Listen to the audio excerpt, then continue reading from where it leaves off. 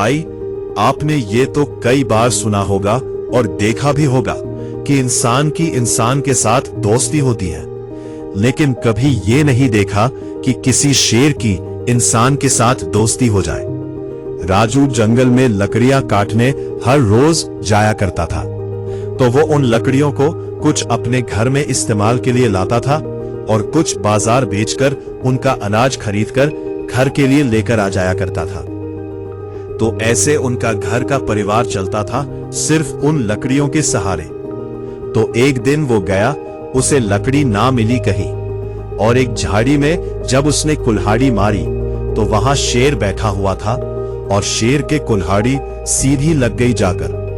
और जैसे कुल्हाड़ी लग गई, राजू को पता लग गया कि शेर के कुल्हाड़ी लग गई है, और उसने डर के मारे जल्दी बोला, अरे दोस्त, गलती हो गई मेरे से, मैंने जानबूझकर कुल्हाड़ी नहीं मारी, मैं तो लकड़ियां काट रहा था, लेकिन कुल्हाड़ी लग गई दोस्त, मैं क्षमा चाहता हूं।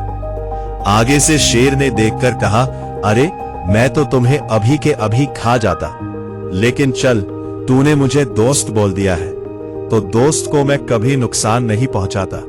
आज से तू मेरा दोस्त है, तो जाओ जंगल से लकड़ियां काट कर ले जाओ, बेफिक्र हो, मैं तुम्हें कोई नुकसान नहीं पहुंचाऊंगा।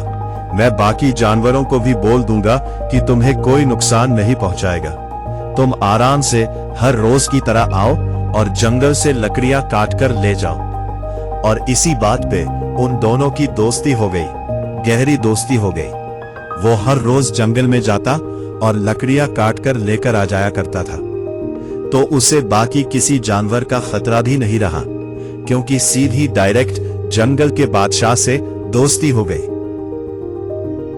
तो फिर डर किस बात का? राजू घर आकर हर रोज अपनी पत्नी को ये, अरे भाग्यवान सुनो, मेरी तो बहुत बड़े आदमी के साथ दोस्ती हो गई है और बहुत ही बड़ा आदमी है वो, और मैं जब जाता हूँ तो सब मेरे वेलकम के लिए खड़े हो जाते हैं। बहुत बड़ा आदमी है और मैं चाहता हूँ कि मेरे घर पे वो आए एक दिन, तो उसके लिए हम खाने का इंतज़ाम करें, तो एक पार्टी हो जाए मेरे दोस्त के लिए।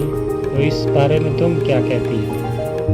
अरे ठीक है, अगर तुम्हारे इतने बड़े आदमी के साथ दोस्ती है तो एक दिन जरूर उसे अपने घर बुलाओ और उसके लिए खाना बनाते हैं, तो मैं भी देखूं तुम्हारा दोस्त कैसा है।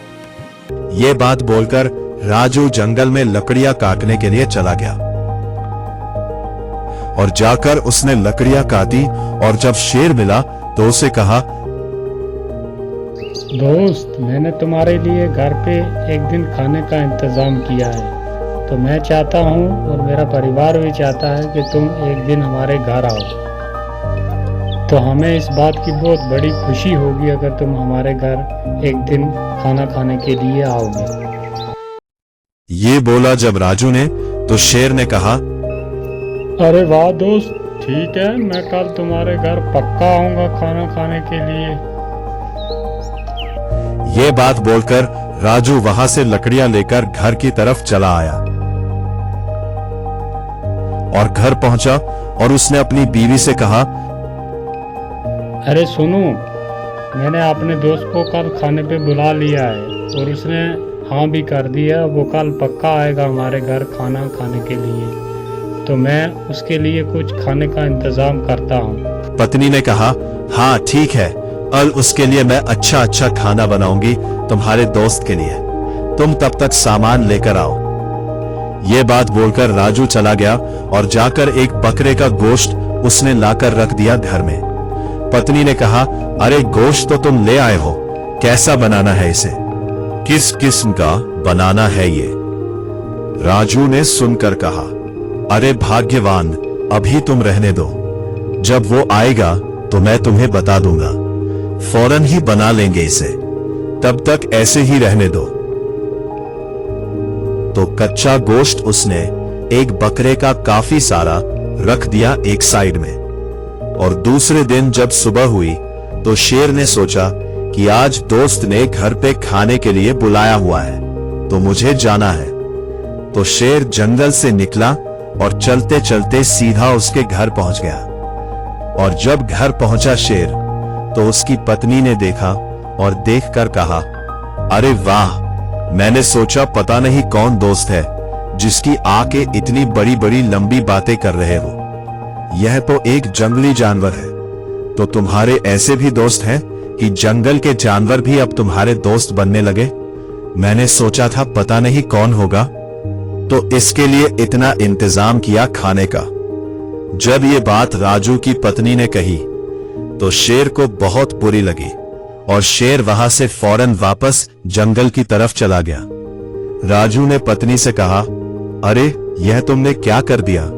यह जंगल का राजा है, जो भी है, लेकिन इंसान से इसकी दोस्ती अच्छी थी। तुमने यह बात बोलकर मेरे दोस्त का दिल दुखाया है, तो यह बहुत गलत किया तुमने। मुझे तुमसे इतनी उम्मीद नहीं थी। यह कहकर राजू थोड़ा नाराज हुआ और दूसरे दिन जब फिर जंगल गया, डरता डरता कि आज तो शेर खा ही जाएगा मुझे, क्योंकि उसके साथ घर पे बुला के उसकी बेइज्जती हुई है, तो आज शेर मुझे किसी हाल में छोड़ेगा नहीं। जब वहां पहुंचा तो शेर आ गया। शेर ने कहा, दोस्त कुल्हाड़ी उठाओ और जोर के साथ मुझे एक मार दो, जल्दी करो। राजू कहता है, अरे नहीं नहीं दोस्त, मैं ऐसे कैसे कर सकता हूं, यह मैं नहीं कर सकता, और जो तुम्हारे साथ कल हुआ उसके लिए मैं माफी चाहता हूं, तो मुझे माफ कर दे। शेर ने कहा, मैंने जो बोला है वो जल्दी जल्दी कर दे। कुल्हाड़ी उठा और मुझे एक जोर के साथ मार दे, वरना मैं शेर हूं, तुझे मनवा ही लूंगा मैं, इसलिए जल्दी कर, मुझे एक कुल्हाड़ी मार।